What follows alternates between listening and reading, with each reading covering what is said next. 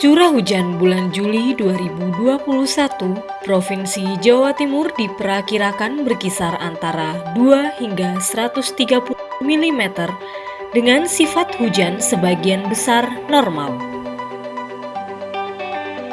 Curah hujan bulan Agustus 2021, Provinsi Jawa Timur diperkirakan berkisar antara 0 hingga 140 mm dengan sifat hujannya sebagian besar normal. Curah hujan bulan September 2021, Provinsi Jawa Timur diperkirakan berkisar antara 1 hingga 255 mm dengan sifat hujan sebagian besar normal.